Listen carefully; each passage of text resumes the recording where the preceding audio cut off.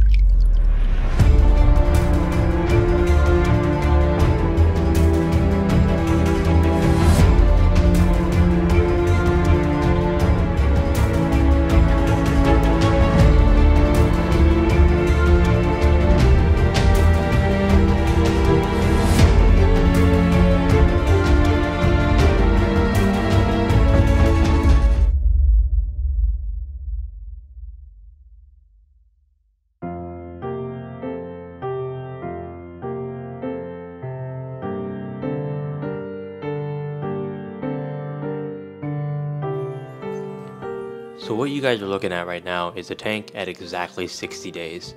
I wanted to show you guys what it looked like, right at 60 days before we got the trimming and removing and adding stuff, just so you guys could see exactly what it looked like and the growth that has actually occurred. And it's grown a lot. So here it is. Let's enjoy it for a moment.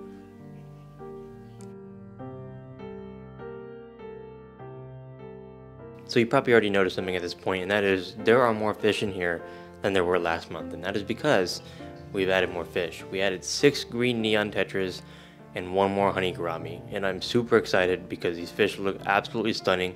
I could not wait to add them in the tank, and they're doing absolutely wonderful in here, and they just look super cool and they're extremely fun to watch.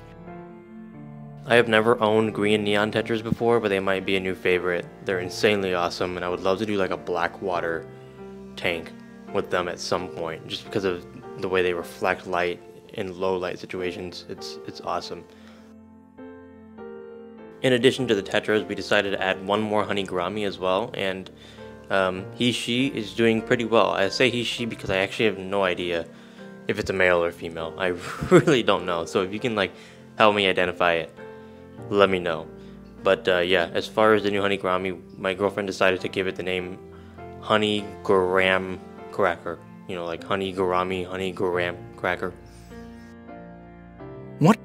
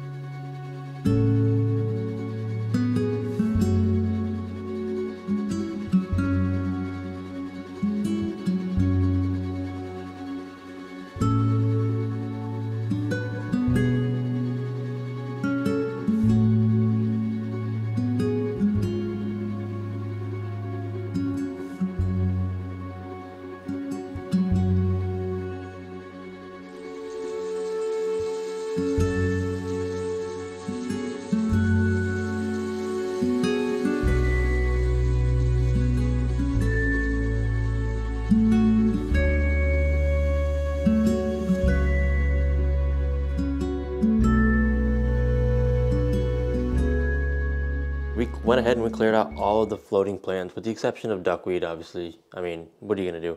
But we have so many floating plants here. We have water lettuce and then we have frogbit, and I separated them because when I put them back in, I kind of want to do just frogbit because I want to see what it looks like.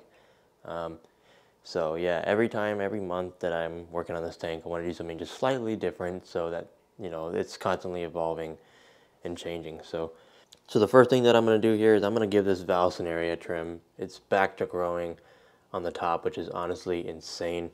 It's growing through the hardscape, and it's even growing to the front, which is just crazy because we planted it in the very back, and now it's at the very front, and look how tall it is. It's just in the front. It's crazy to me that a runner would make its way all the way to the front in just that short amount of time. So let's go ahead and take care of that.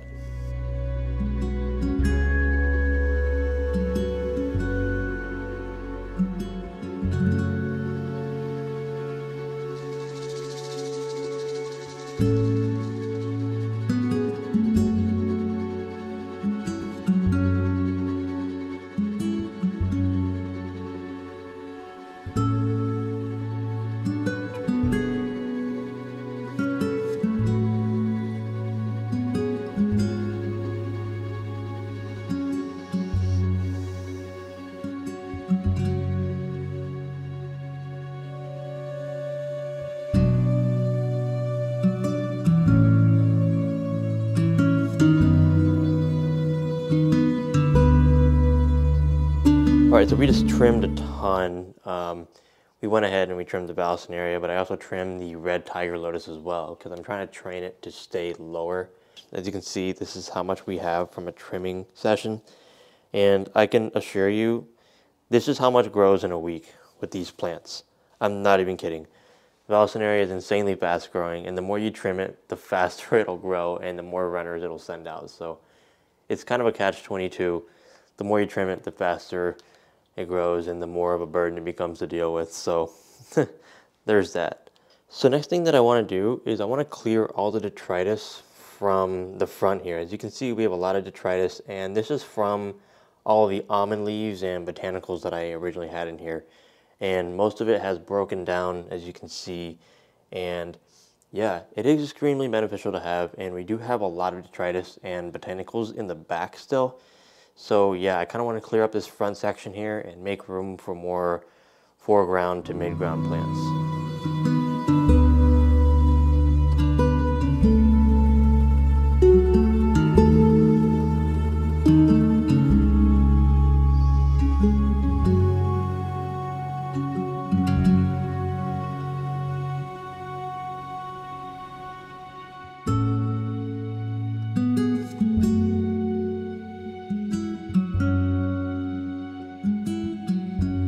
Alright, so we cleared up the detritus, and I gotta say, it's pretty satisfying to be able to see the sand again. I can't remember the last time I was able to actually see sand and gravel in the front. And obviously, the plan here wasn't to completely make it sterile. As you can see, there's still a lot of detritus, and I like the way it looks like that. You know, it still looks very natural, it looks weathered down, and that's kind of how I want to keep it, because detritus is actually beneficial to have.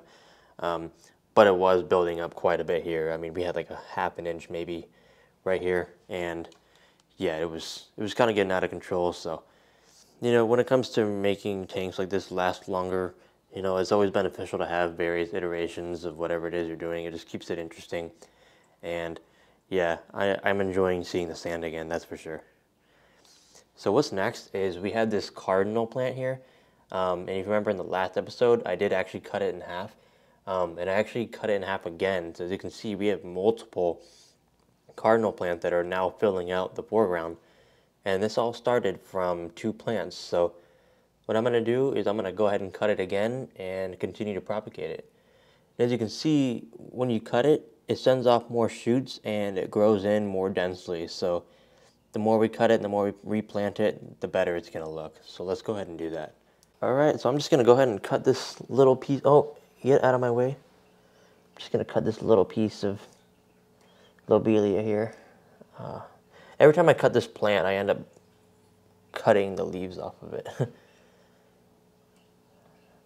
I really do like this plant though. It's like kind of growing on me. It's a plant that not really, like, people don't really talk about it. It's a cool plant though. All right, just gonna plant these little cuttings in here. My goal is to basically just fill out this entire front with this plant and like kind of loosely carpet it, if you know what I'm saying. So this is a relatively fast growing plant, so there's no doubt in my mind that we can accomplish that. We also have this tiny little piece of hydrocotyle, Japan, that I got from a shrimp tank. Let's plant this in the front. We'll see what happens.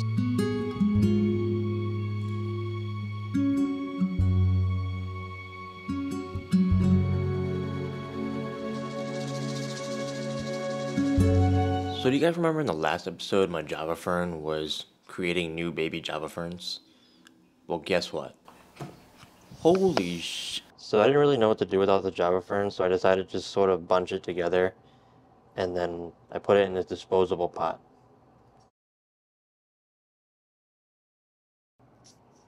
So, yeah, eventually all these roots will just kind of tangle together, and then it'll kind of effectively just become one plant, and I can just pull it out all together. I'm not really sure what to do with it just yet, so I'm just gonna go ahead and temporarily keep it in this betta waterfall tank. Yeah, it should be fine. I'll keep the leaves immersed, but I'm just keeping everything hydrated under the water. Yeah, that should be fine. I don't really know what to do with it, so I'll just keep it there for now. So I found this tiny little pot at the craft store, and I really liked it. I thought it was really adorable, so I thought, I don't know, maybe I could incorporate it into this tank. Let's see what we can do. I've always seen people do this thing where they put red tiger lotus in a pot, and then it looks like the pot like fell like off a boat into the river. That's kind of what I'm going for. You know what I'm saying? Let me know what you think of it in the comments. Do you think it's legit or do you think it's shit?